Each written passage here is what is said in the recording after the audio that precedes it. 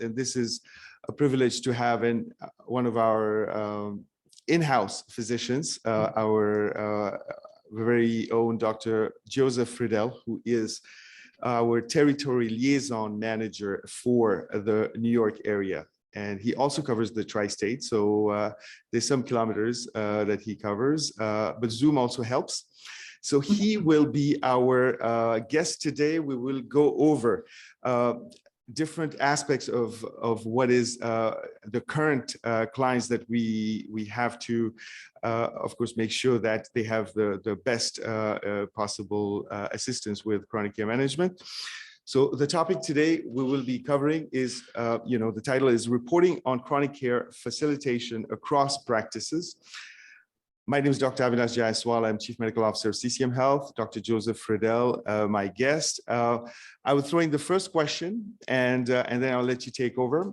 So what's new in the population health space? I would like to talk about quality today because that comes back over and over, and especially with PCMH. The floor is yours, Dr. Friedel. Okay, so one of the things, what I see my clients is clinical reporting. That's the #1 name of the game of what I do. What does clinical reporting mean? The idea is that we have our CCM EMR system in which we have care plans. So those are documents that are generated by our nurses every month when they're interacting with a patient. And then we have a thing called care gaps as well. Let me talk about what a care gap is too. So when our nurses, our CCM nurses are calling the clients' patients every month, certain issues could arise when they're on that phone call with the patient. So an example could be the patient's having severe pain even though they're using their pain medications, sleep problems, also if they haven't seen the doctor in more than 3 or 6 months. So when I'm going to see a client, the first order of business really is to review those care gaps and also the care plans on the CCM EMR system. So besides that, we also do weekly reports in which hospitalizations are brought up. So if certain patients have been hospitalized, the most important thing I always ask is, was that hospitalization preventable or not? So that is very important to discuss with the doctor. I'll give you an example. We had a patient that unfortunately they had a fall and they were hospitalized for about a week. So after the patient got out of that hospital, the priority was discussing with the doctor how to make sure that patient does not get readmitted because there's such a higher risk of being readmitted into the hospital. And so, of course, when our nurses are calling that patient now, they're doing fall assessments every time. They're also asking about the environment in which the patient is currently residing to assess for any kind of fall risk. So I would say the big thing is definitely falls in regards to prevention with hospitalizations and such like that. Sure. So to come back to what you said about care gaps. So the goal is 0 care gaps, because even 1 care gaps is a crack in the wall, and we don't want any patient falling off of those cracks. And the idea is to leverage our nursing component to close those care gaps. So like, for instance, you mentioned about fall. Mm-hmm. So those fall assessments are very important. The idea is to not miss that, especially with a patient above 65. You never know. Gait is a very important thing to monitor. So we try to make sure we have the gait assessment done for every patient. And let me bring something else up in regards to that too. So when I'm reviewing those care gaps on the CCM EMR, I'll have an example for you right here. Actually, yesterday I was talking with a client. We looked up this one patient and the care gap was they were having UTI symptoms. Now this is where it changes. Instead of being reactive, let's be preventative. And so we discussed this patient in regards to, okay, we need to make sure that if this patient is having that UTI, that it doesn't evolve into something worse like sepsis or something like that, because that can be common, especially in the elderly population. And so we came up with a plan in regards for our CCM nurses to definitely check in on this patient besides the physician themselves. And hopefully, obviously we can't predict the future, but we can definitely say that hopefully we've reduced the risk of that patient being hospitalized for that issue. So it's not even just about, making sure that hospitalized people don't get readmitted for an issue. It's also trying to prevent those issues from even arising. So just wanted to really bring that up. Absolutely. As well. Totally. So the whole thing about PCMH, so I threw that as you know, the first thing, because the idea is to start with the most important right away. So patient-centered medical home. We have, of course, the NCQA is one of the evaluating bodies. There's also the JCO. The idea is to make quality the very name of the game. So we're looking at increasing quality, increasing patient experience, increasing staff satisfaction, and decreasing health costs. So the whole idea is always to have value, which is quality over cost. And so when you take the attention and you bring it upstream, and you're doing more prevention in a very active and deliberate manner, you normally are bound to see good things happening downstream. Because when you do things downstream, then of course you're catching the ball coming at full speed, and you sometimes catch it well, sometimes you don't, sometimes you just bat it off and it goes out of the stadium, or you just miss it and it goes in the face of the catcher. So the idea is to always close those care gaps. So to talk about PCMH, so it's not just a clinical tool. We're talking about quality. We're also talking about business. So it's a case for business as well. We're talking about anywhere between 2 to 20% increase depending on the payment model, because we're not just talking about Medicare here. We're talking about a fee-for-service as well, because we're talking about an average somewhere around in the 5%, but it can be more depending on your payment models. And all this is because you have implemented a series of quality measures in your practice, which is financial, which is also that you have support. So here comes Dr. Friedel, who you'll be seeing once a week. He is your right-hand man as far as patient population goes. He knows them very well, not because that's all he does. He is assisted by an army of nurses. We dedicate 158 nurses per, 158 patients per nurse. So that makes for a ratio that is manageable, given, you know, it's a 40-hour week, and the idea is to close every single care gap. If you're looking at diabetes, that's 168 care gaps just for one disease. So you can imagine a chronic patient for 4 or 5 chronic conditions. So that's a lot of care gaps to keep an eye on. So the idea is to still close every one of those care gaps and to decrease the risk and to also manage those costs. Very much so. So the support. Very much so. So just mention also about care management. So in throwing this question to you, Dr. Friedel, so in care management, what are the hot areas? What are the sweet spots? What are the red flags and what are the pitfalls? I throw them all to you as far as care management. A heck of a question there. That's a multi-tiered question right there, if ever I heard one. I would say that probably the most important things in regards to the hot areas would be overall just the provider knowing their entire patient population. When we come into a practice and we're kind of asking, do you know how many of your patients have diabetes? And this is no fault of them, because, you know, you have so many patients and you can only have so many hours in the day. They may not know the entire patient population that they have diabetes, let alone what the hemoglobin A1C level for each of those patients may be, whether it's 9 or above or below. Same idea in regards to hypertension, whether those patients have 140/90 or above. So I would say the first real goal is to establish the map, the patient map, if you will, of exactly who you have in your patient population in regards to their chronic conditions and where they are at. Once you actually have that entire picture, it's a powerful clinical tool, isn't it? Because now you're able to say, okay, I know now that in this patient population, I have 130 patients with diabetes. I now know 50 out of them have a hemoglobin A1C of 9 or above. Very powerful, excuse me, because now you can start implementing procedures or policies in order to address that patient population and hopefully promote better clinical outcomes in regards to their diabetes. So that's definitely one thing. I would say red flags. When I'm going into a new practice, technology is it's a scary thing for a lot of folks, and I totally understand. Trust me on that. I would say when a practice is still using a lot of paper records, that's a big red flag for me. Through no fault of their own, maybe it's just how things have always been done. But the idea is that basically having an EMR is so critical, I would say, Dr. J. Wouldn't you agree? An EMR is very critical in regards to being able to monitor your patient population and being able to assess where everything By the way, is. PCMH, you can't even talk about PCMH if you don't have EMR. So thank you. Exactly. So that's definitely something we see in regards to a red flag. I think, what was the other part of that question? I know there were a few things. I want to make sure I answered. yeah, so the sweet spots.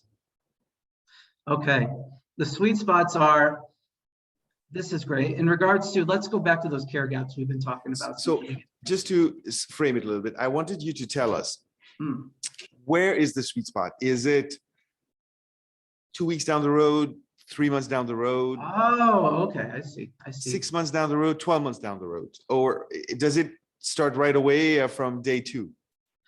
I'll give you an example. I think examples always help. We started out with this new practice in the beginning of 2022 here. Their patient population was around 150, 160 to start in our CCM population.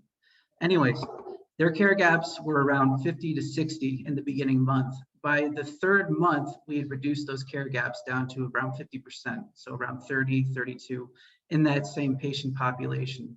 So it's a really tough question to say when that sweet spot is. It really depends on the practice structure. I mean, if it's a multi-specialty practice, it's going to take anywhere from 6 months to a year. If it's a smaller one doctor practice, it could take anywhere from, I would say 6 to 8 months. It really does depend, you know, as far as for when you kind of hit that sweet spot. But the idea is that you're always working towards getting that patient population under control in regards to their chronic conditions. That's always the goal. In fact, just to kind of elucidate on that a little further, every morning I have clinical rounds, that's what we call it, in which I sit down with my operations team and we discuss each client. We go client by client every day, discussing the vital matters in regards to them. So that way we're always keeping an eye on everybody and making sure nobody falls through the cracks. So always very important to be able to do that as well. Absolutely. So with PCMH, I also want to mention, I mean, it's a 12 months process. I'm going to bring that out because it's important for providers to know about PCMH. And so it's a 12 months process, but if you're really interested to get that down, because PCMH will actually bring you to a quality level where you're not only giving good quality care, you're also structuring your practice that becomes more efficient. Your front desk is more efficient, your nurses are more efficient, you are more efficient, and you will be less of a quote unquote control person because you know that there's a structure in place. So you don't have to be kind of like you know, on your teeth, on your toes all the time. So we can, if you want, fast track that from 12 months to several weeks, if something which can be done. But so we coming in, we like to see our providers PCMH accredited. This is where you're speaking the same language. So can you tell us a little bit more about that, Dr. Friedel, the PCMH accreditation, and how coming in, it makes more the task more doable that we are going into a practice that has PCMH compared to one that does not have PCMH? I would say if the practice already has PCMH implemented, communication is so much more effective, and being able to integrate the RCCM technology into that practice is much more seamless, because we're all really pretty much on the same page in regards to how patient care needs to be coordinated. So I would say it's a much easier time of it in regards to practice integration within the CCM EMR technology. So it's a really good question right there. And you know, it's very rare that we do see everything completed in regards to that accreditation status. There's always room for improvement, isn't there? And so that's where we can kind of come in too and kind of just make observations. We're not going to change anything because, once again, this is your practice. We're just going to, you know, suggest certain things, and you can kind of take a look and you can take or leave them. That is totally up to you. But the idea basically, and this is really what it comes down for me, because I understand the big picture of PCMH and what we're all trying to do there. For me, it's about the clinical status of those patients. Once as you're a CCM client with us, that's my priority, your patient population, and making sure that they're healthy. So for me, that's the number one goal in regards to when I'm meeting with all the various CCM clients here in the tri-state area. So learning and active learning is something which is ongoing. It's an ever evolving healthcare environment. Regulation-wise, that's changing as we speak. We have Dr. Brannerdick, who's our advisor for Medicare, who's always, keeping us up to date, and this is something very often happening. Of course, there are bigger updates than others, but so which comes back, to an active learning type of mindset, and PCMH is about active learning, is about keeping up to date, and quality is not static. So what is quality today? I wouldn't say in a few weeks, but 1 year down the road might not be the same thing, which is the benchmark. So it's a moving target. So the idea is to keep evolving with that. It's the idea of adaptation too. I mean, for some of our CCM clients, it's a lot easier for them to adapt to those kind of changing times. And, of course, they're going to do well. But for some of our older CCM clients, the change can be kind of tough. And that's also a big part of my job as a liaison, is to kind of guide and assist them in regards to the changing times and technology. It's never to talk down. That's not what it's about. It's about just sitting down, understanding the fears, understanding the trepidation, understanding where the barriers are in regards to, adapting to these new quality care measures, and trying to help promote and erase those barriers so that they can continue to move forward. So very important as well. Mm-hmm. Absolutely. Question to you: how is better data management affecting readmission rates? The fact is that the more data you have, the more information you have, the more powerful that is, because what is it? Knowledge is power. If you have a really good grasp on your patient population in regards to their disease states and where they stand, you have a much easier time of managing said patient population. And definitely, I've already alluded to a few examples earlier on in this podcast in regards to the one patient that had the UTI, to the one patient that also was a fall risk. The idea is that if you can kind of become more preventative rather than reactive, you can definitely reduce those hospitalization rates. Now, keep in mind, of course, hospitalizations are going to happen no matter what, right? We can't always control that. Once again, the idea is that if we can somehow prevent those patients that have been hospitalized from being re-hospitalized, that's a really powerful, important thing. And this goes back to the whole idea of cost measures as well. It definitely reduces healthcare expenditures as well, in regards to patients not being readmitted into the hospital too.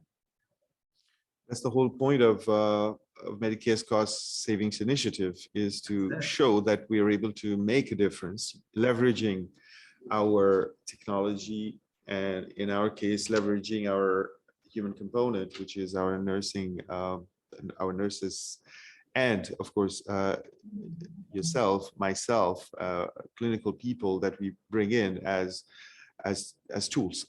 Basically, we are all tools, and the goal is to provide optimum value-based care. And value-based care is based on data, is based on risk stratification, is based on clinical outcomes, is based on those care gaps and analysis of those gaps, that we are identifying those gaps and closing them. And then quality measures. We spoke about that earlier this week. Can you say a word on quality measures, and how does selecting quality measures make your work as the interface between chronic care management and the provider much more meaningful? Of course. So the idea with quality measures is looking for those things that, you as a provider find that you want to tackle in regards to your patient population. So it takes on a whole new meaning when you really want to focus in on, say, hypertension in your patient population as an example. And also it creates accountability for us, because once we have those quality measures in place, those are kind of our guiding lights, as it were, in which we measure how we're doing in regards to achieving those quality measured goals. Very important that we're able to do that as well. So I would say those quality measures are definitely very important in regards to the interaction between our organization and all our CCM clients. Very much so. Yeah. So with the CCM client interaction, which element do you think is the most important in having and keeping a good rapport? Good question. Communication. Communication is so key. I mean, I would say the idea is that things are going to happen. Having established communication between me and the practice is just so vitally important. It could be little things like, looking over a patient record to bigger things like hospitalizations. The idea is that I can't speak for other population health companies, but I have heard from previous clients in the past where they'll hire a service, but they never really hear back from them on anything. There's never any kind of reporting or accountability. And so this kind of leads into another question, how we're a little bit different, at least from what I see, is that not only are we doing the screening, not only are we providing the chronic care management, we're reporting it back, and it has to be a dynamic thing, excuse me. It can't just be static one way. So we work together with you as partners in regards to the patient's overall health. So I would say that's probably the most important thing. It kind of horrifies me when I've heard some of these stories from some of the clients here where they're like, yeah, well, I know they're doing something with our patients. They're calling them, I think. And that always just scares me. I'm just like, okay, it'd be kind of good to know what exactly has been going on. So, especially with our technology where, whenever our nurses are calling the patient, everything's recorded, everything is documented as well. So calls are recorded, everything's written down. It's about documentation and accountability, and that also goes hand in hand with good communication. Yeah, I'm curious, what do you tell them when they ask you that question? Oh boy, what do you mean? Like what? They're like, oh, should they be telling us something? Listen, no, I won't like consult on that. That's not fair, in regards to that. I'll Sure. just say, listen, I'm just glad you're with us because we're going to take good care of you. That's the important thing. Okay, let's leave that alone. But when you're with us, don't you worry, we're going to be working so together. This is absolutely, I mean, I totally understand, but it's pretty common to get that question even after we onboard clients. That's because there's one mindset always of, working and keep seeing patients and keep coming in and staying late and doing those charts and wrapping up at 10 p.m. Some people some providers, our colleagues, they just, that's the only way to do things. And then when, you come in as the partner with new things, new ideas, nurses and technology and availability and care gaps and closing. The staff of physicians and nurses, as you said, working alongside your practice with you, that's some serious infrastructure, there for you in regards to your patient population. That not only is important in regards to saving on costs for you, but just, having that trained medical eye in your patient population. I hope, for most of my clients, I think they sleep better at night knowing that we're there watching their patient population. We're really there at safety net. So, yeah. So what makes CCM Health stand out over the competition in providing similar services? So we kind of did answer that question a little bit in regards to accountability and documentation, I thought, in regards to the reporting, but I don't know of any other company in which, they're having a physician come see you every week. My time is very expensive. It's very valuable, but there's a reason behind that. It's that we want to give you the utmost quality and level of care that you deserve, your patients especially deserve. So I don't think I've seen any other population health company in which they're having actual physicians, visit the provider on a weekly basis just to review everything. So I think that's a pretty awesome thing. If I do say so myself, I may be a little bit biased in that, but still. Well, it's kind of hard to know exactly, but I think you're right. We have a model which is not only technology-based, but is also human-based to rebound on our last podcast where we talked about replacing, the 2 podcasts ago with Dr. Manijay, we talked about replacing a physician, which is probably something which is not even necessary at this point, because it's not going to be, we are not there yet, first of all. And empowering the physician in a manner where there is the human component. So we are bringing in the nursing grant, we are bringing in, physicians, Dr. Friedel, myself, other physicians working in the company. I think that's what is needed, is a product that is a hybrid human technology, has both, and makes both, uses aspects of which humans are more just better at, and technology where technology can actually you just plug in the numbers and you have the whole patient population. It only goes so far, doesn't it? The technology can only take you so far. You're right. It's about the human element. If you don't have the care and the driven healthcare professionals behind the technology, you're not going to have much of anything, really. So I definitely agree with you, where it's a hybrid approach. You can't just rely on just getting the numbers in or just using the CCM EMR. It's also about utilizing the human resources behind all that as well. And there's an amazing amount of work that goes on behind the scenes, hours and hours of calling and documentation in regards to following up with the client's patient population, and I want to take, I don't know if they're watching, but if they are, our operations team, thank you so much for all that you do. You guys are amazing. I don't know what I would do without you, that's for sure. Seriously, if you are watching, thank you as well. They're amazing. Tell me a practice that you enrolled in that we enrolled in 2022, and how they're doing. Where were they?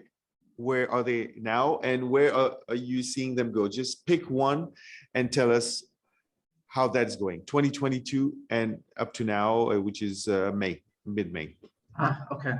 So let me go back to that practice that we did on board. We actually began in December of 2021, but we didn't really start enrolling a patient population until around January. And then we started doing CCM Health Services starting in February.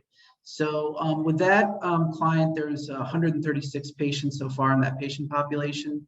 One thing we always are looking at is engagement rate.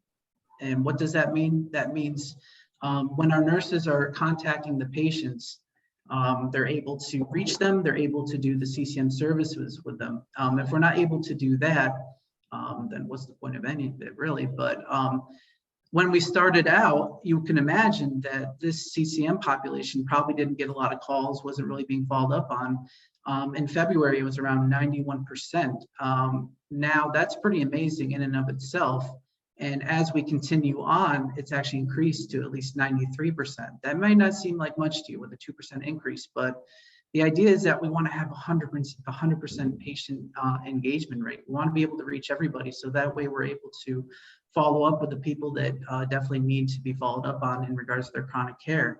So the idea is that we're never happy just staying with the status quo. We're always trying to improve. I think that's also what sets CCM Health apart. We're not, what is the word? Content sitting on our laurels. We're not content with just, everything staying the same. We're always looking to improve. So especially with this practice and engaging their patient population, at this moment, 93%, I think within, I would say in another 3 months, we can get that up to at least 95 to 96%. We can definitely improve with that in regards to their engagement rate. Another thing, and I kind of talked about this as well, the care gap population.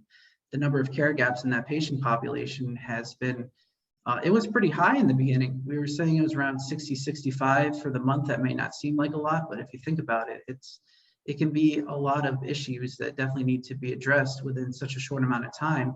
And now within 3 months, we've reduced that care gap analysis by 50%. So down to like 30 a month. So I expect in the future that we can actually get that down even to, I would say, half of that. So we can get that to 15 care gaps a month. I think we're going to be in a really good place in regards to overall watching their patient population's health. So yeah, very good question. Okay. We're coming to the end of our show. I'll just rebound on what you said. So again, to go back to PCMH. So PCMH is about bringing the quality in the community where the patient is. So socio-demographics, we're talking linguistic setting, cultural setting, and the PCMH comes in and makes the quality up to a certain standard that you can have the same care delivered to patients across the communities they live in, and across even geographical restrictions are removed. So what Medicare wants is that the same care is delivered to every patient, which is obviously not the case. We know that the social determinants of health are so powerful and impact so much on health, which is going to be the subject of a podcast by itself down the road. So the idea is to always think about the care delivery model as being patient-centered, and providers have to think about what is available and not just keep doing what is the habitual way of functioning, but embrace technology, embrace what I think we have as a model is very interesting. Is to leverage also the human component. So with that, Dr. Friedel, it was a pleasure to have you. Pleasure to be here, definitely. And I would just like, if you don't mind, Dr. Jayaswal, if I may just close with this. Nothing is more satisfying than working with a CCM client for over a period of months, and the look on their face when everything really starts to come together, when they actually are seeing that they have more of a control in their patient population. It's why I do this job, really, just to be able to see them being able to have a greater control over the destinies of their patients is a really amazing thing to see, because really it's about having better outcomes within the patient population. And just, seriously, I really appreciate you having me on today. I really like discussing this. I hope I can be on again sometime, but really, I do thank you for that.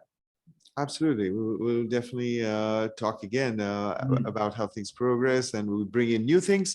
Yeah. COCM is a new tool, and we'll have the chance to maybe go over that. I'd love to. Absolutely. Thank you, sir. Have a great rest of your day, and our viewers as well. Have a great rest of your day and stay safe. Take care.